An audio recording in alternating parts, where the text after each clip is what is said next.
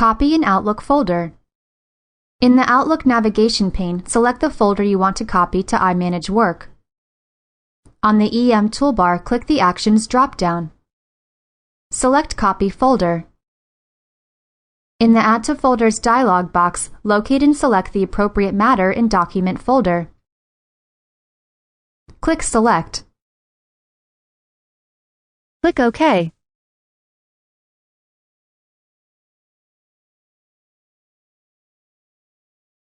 When done, click Save.